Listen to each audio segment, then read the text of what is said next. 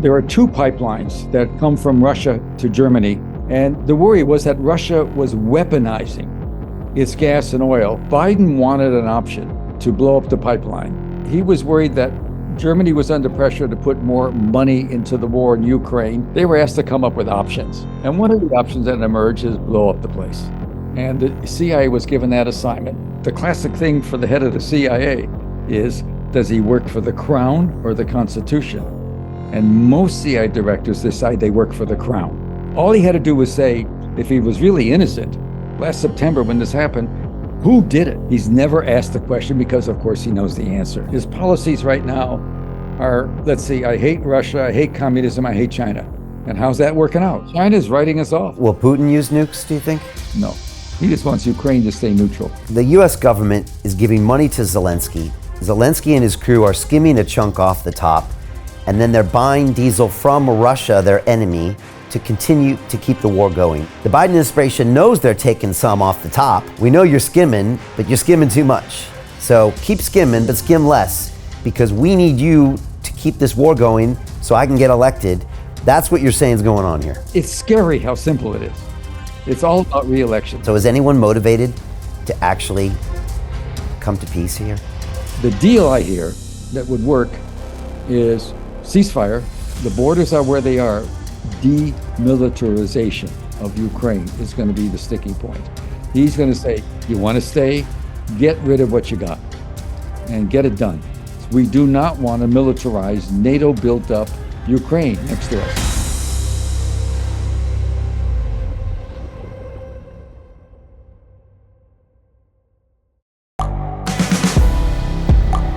The world is changing. Inspiration is everywhere. It has never been so easy to connect, share, and bring people together. We're learning from others and finding the best in ourselves. Challenging our beliefs. Sharing our vulnerability. Overcoming our fears. Transforming ourselves so we can transform the world. How far can we go? This is London Real. I am Brian Rose. My guest today is...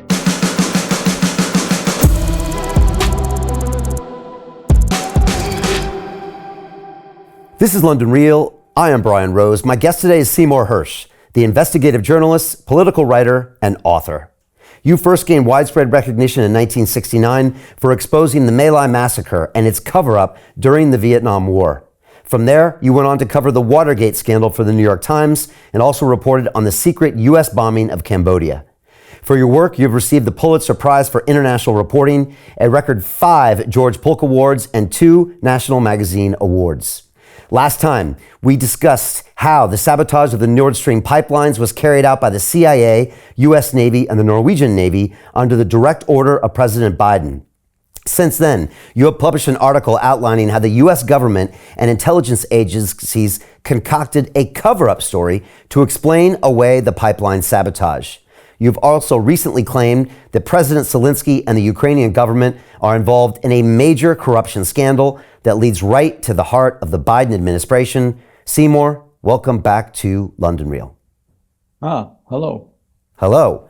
It's great to have you here. I can't wait to dive even further. There's a lot of new information. There's a lot of misinformation and disinformation. But Seymour, for people that maybe haven't been watching the news for the last 6 months, can you just bring people quickly up to speed as far as what is Nord Stream, what happened to it on the 22nd of September, and then why did you make this assertion that America were the ones that blew it up? Well, of course, what is Nord Stream is a good question. There are two pipelines that come from Russia to Germany, and the United States partly, and Great Britain, all of us as part of the notion of containment of Russia, containment of communism that started after World War II, have always been, particularly by 1960, 62, when Russia began building pipelines that were going to go through Western Europe into Western Europe, and they have so much gas and oil there, and it's very much less expensive, easy to get to.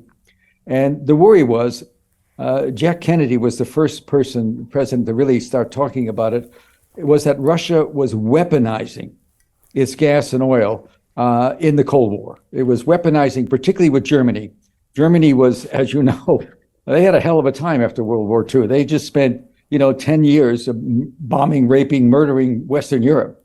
And they had to show Western Europe they could be good neighbors after the war. And so they became an industrial powerhouse and a big, great trading partner, largely due to the fact that they were getting Russian oil and gas, mostly gas, at a very cheap price.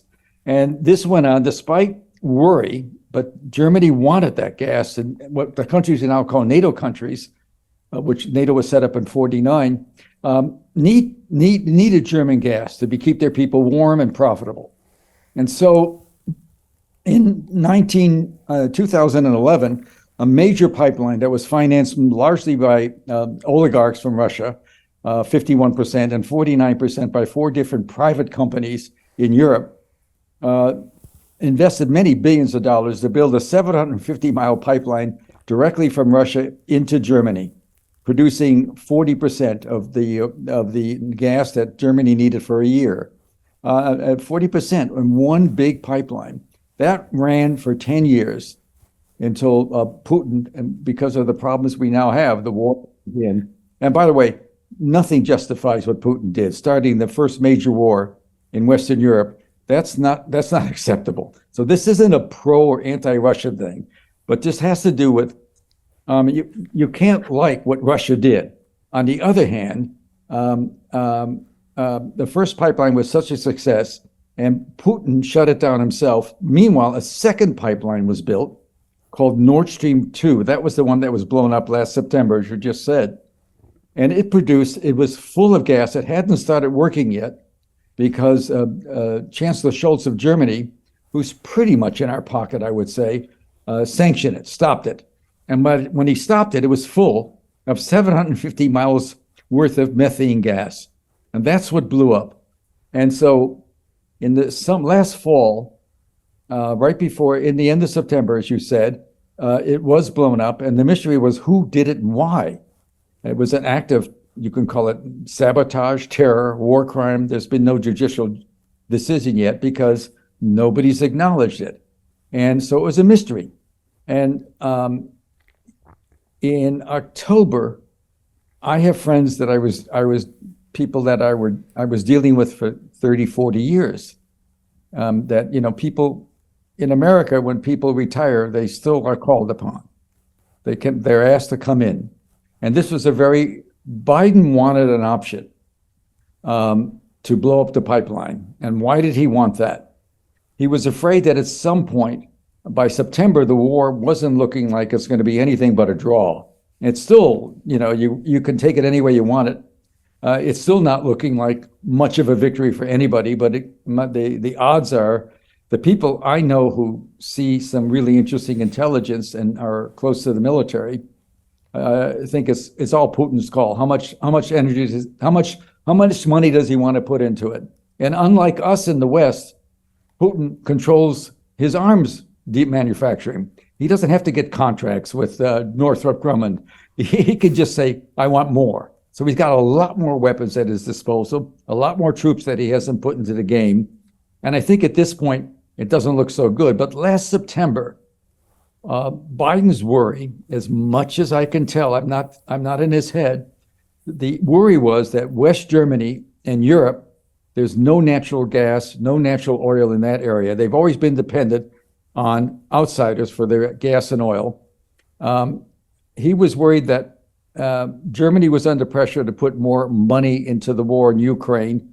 And it looked to a lot of people, even people, believe it or not, in NATO, it looks like they're throwing a lot of bad money, a lot of good money after bad. We've now put about $120 billion into that war at a time when we just cut off 15 million people from medical care. Just cut them off at the bottom. We have acute problems like certainly Britain does too. You have to subsidize an awful lot of people in your country to keep it going, particularly on energy. And so I think the only rational explanation I can get from this is that Biden's fear is that Germany at some point may choose to keep gas going in lieu of supporting the war. And so he didn't give him the option. If this is so, this will play out very badly this winter. Europe had a very mild winter, but still prices for energy have gone up astronomically in Germany. And if you're a major, let's say a company, a construction company that's got a big project, you're out of Bonn or maybe out of Berlin, you got a big project in Munich, you're going to build a big housing complex. You have to think, I can't factor in how much my energy costs are going to be. So this stalls a lot of business. And look, the people in Europe are much more interested in this story than you might think. I mean, I don't do politics, and I'm not going there to do speeches, but there's a lot of concern about what happened. And so far, the German government has gone along with the American notion that we don't know nothing. And it's been a sad sort of story for the media because they simply don't want to get around the idea that a president, and in America now, we were terrified by the Trump administration. And so if you want to know what I really think my guess is Biden's certainly going to run again. He'll be 86 when he's done. And I think if anybody's got a shot at being the next candidate, it's Trump again. Yeah. If you're going to charge him with paying money to pay off, some babe, you're talking about something that goes on a lot more than we want to talk about. You're not going to get this guy in that case.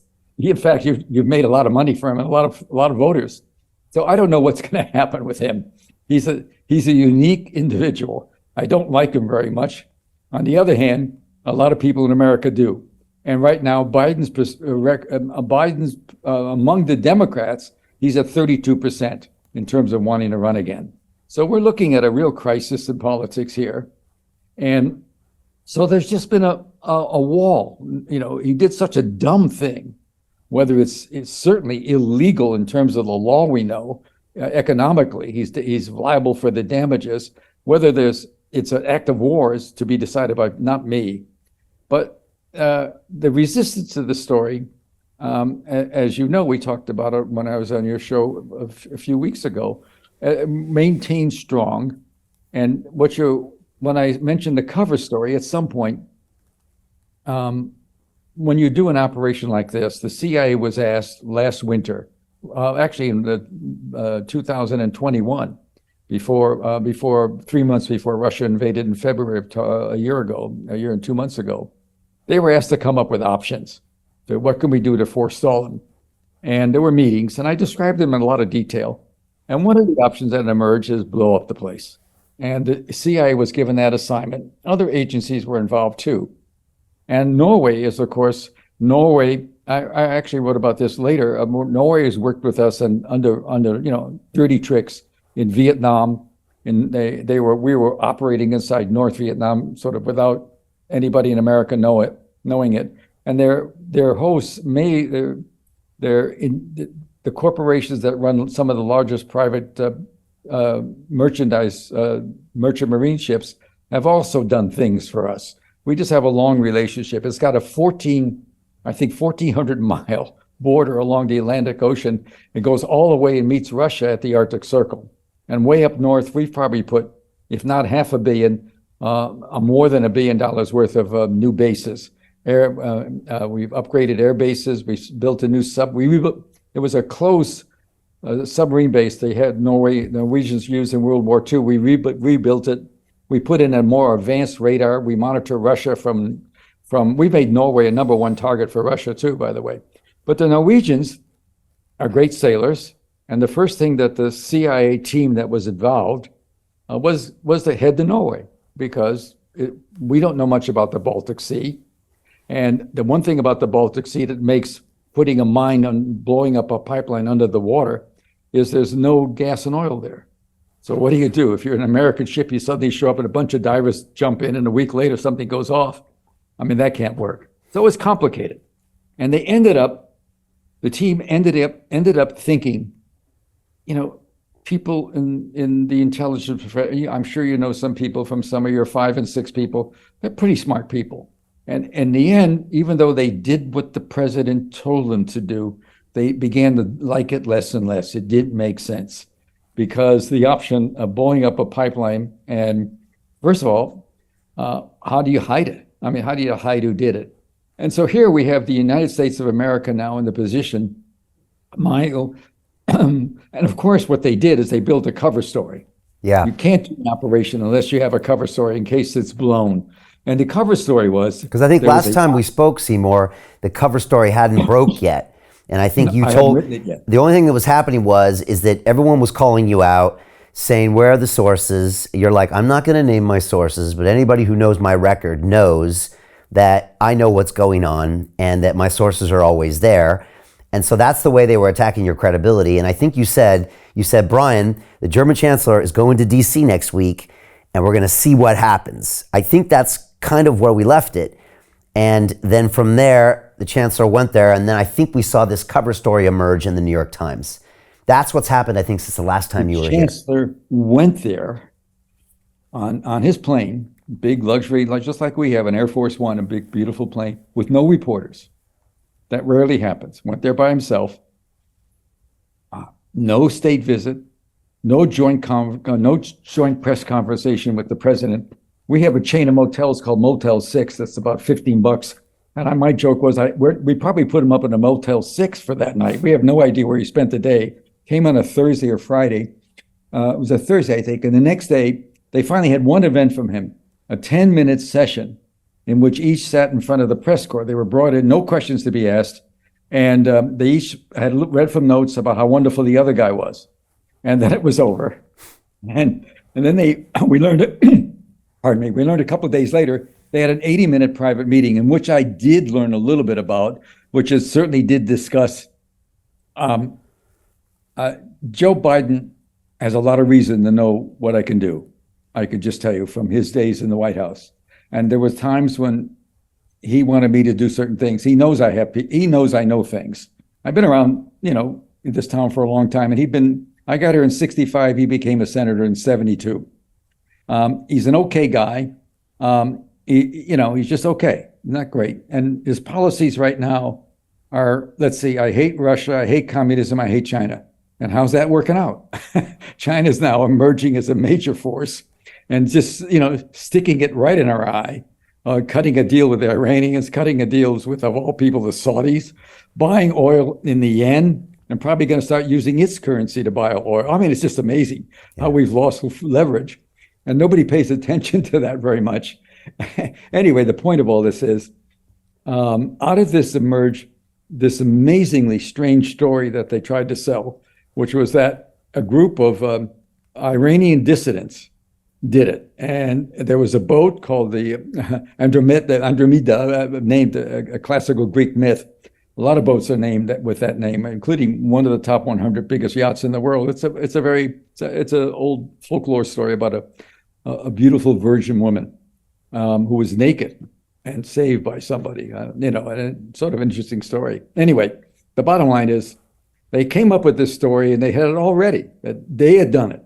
And I got to tell you, everybody bit, it was a 49-foot yacht. Everybody bit on the idea that this yacht could sail to a point in the Baltic, 260 feet deep, drop an anchor 260 feet, and then have some divers go down. And divers have to have guys dress them. I mean, even though it's a modern lightweight, it's not like the old steel suits you saw. And they had to have, a mixture of gas, and you have to have a recovery facility for them when they come up. Otherwise, they spend all day down there. Coming up so slow, you have to go up, stop 3 times, and you don't want to do it on a covert mission. So that was the story they sold, and a lot of people bought it. And then I wrote a piece, because I just had to, saying that, look, that was all pre-planned by these guys. We, like your intelligence service, we have a lot of smart people in it, as I said. And it doesn't mean they're always right. They do what the president says. And these are guys who, the classic thing for the head of the CIA is, does he work for the crown or the Constitution? And most CIA directors decide they work for the crown, which always is a problem. That's always a problem because they end up doing things that are illegal. In this case, they did something illegal. And but they had a cover story. And the fact that so many people wanted to believe that story says so much about the resistance to the truth in this case. In the UN, there was a vote of 12-3 against doing an investigation, with the United States lining up to 12. And to this day, not one of the White House reporters has ever, in an open public, they're broadcast the daily news conferences with the press secretary. Nobody's ever gotten up and said, "Have you ever?" The United States president has the right to task. It's a formal word, task, the intelligence community, to solve a problem. All he had to do was say, if he was really innocent, last September when this happened, who did it? And he's never tasked the community. He's never asked the question because, of course, he knows the answer. And I don't know why.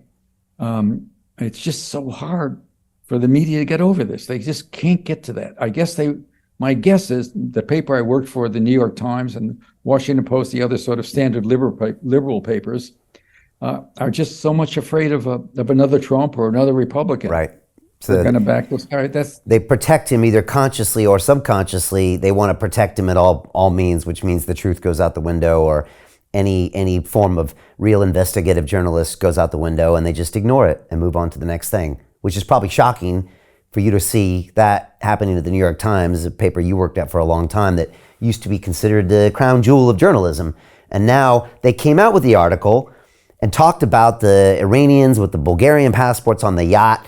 And look, Seymour, I had just spent an hour with you, and I know a lot of people that are up on the story, and I was almost laughing out loud because you told me that it takes experienced divers. You told me about the mixture of the gases that you need. You told me how complicated of an operation it is.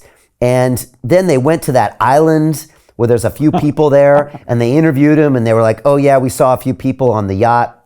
And I'm just thinking, there's like 14 people on that island. Like, it's like, come on. I mean, you had to know. Delivered food to them. Yeah. There must be a bunch of people. I mean, it's just ridiculous. And one of the great mysteries is they only destroyed 3 of the mines, and the 4th, what happened? What happened? And actually, a pretty good news reporter for a German newspaper came to see me, and was sort of mad at me for writing the story I did because he had a different point of view of it. But he said to me, his big problem was, well, he said, of course, the French and the Danes tried to go and recover the one mine that didn't go off. Remember, it's a mine. It's a C4 bomb, but underwater it's called a mine, and they didn't get it. And he said, and I said, I didn't say I agree with him. I said, why didn't they get it? He said, well, the Americans were there first. And I said, it was interesting to me. And I said, why did they get there first? And he said, you know how the Americans are. They want to be first. And the thing that was funny about it, it's really very simple why the 4th mine didn't go off. When you're down 260 feet underwater, you've got only 2 miners. The trick of a covert operation is you keep it very tight. That's what made the Norwegians so important. Norwegians fronted for us. It was a Norwegian boat. The Norwegians did the basic work, told us where we could hit both pipelines, send people down it. You have a shot of getting it. We trained for months in the Baltic Sea. And it's a very rapidly, turns over every year. It's a fast cooking and not very salty. Anyway, so what happened is they ran out of time. You can only stay down there about 15 minutes, and they ran out of time, and so they did 3, and they were told, get out of here. So there never was a 4th mine. But if there had been a 4th mine, which everybody thought, it's the most lethal thing in the world and the most difficult thing. It's an unexploded mine and powerful enough to blow up a New York City building. It's a big pipeline. They want to be sure they can get it. The pipeline is steel, but it's covered by a big concrete barrier that keeps salt water from getting near the pipeline. And it's most difficult job in the world to extricate one of those. And there's so much dumbness stuff going on. It's so obvious that you couldn't go pick up an empty mine. And then there were talks 2 weeks ago that they found some fuzzy thing. I don't know if you saw the story. There was a picture of some fuzzy thing underwater they thought could have been a sonar device that triggered the 4th mine that failed. And I'm sitting here thinking, there never was a 4th mine. Maybe I should have said that earlier. seemed like a small detail, but they made such a big deal out of it. And the Swedes and the Danes, I'm tired of pretending that maybe they didn't know. Come on. In that first story, for a lot of reasons, I didn't say they didn't know. What I said is the way I did a lot of negotiation about these words, that we never told them what they should have figured out. Okay, that's how we left it. That's how, because obviously they're allies. They don't like Russia. Sweden's trying to get in it in the UN. And the Danes, Denmark, I think was one of the first signers of the 19 initial signers of the NATO treaty. And so now, if you carry this out to where it's going to be, if this winter was mild, next winter the odds are will not be. They have more gas. They're paying more for it.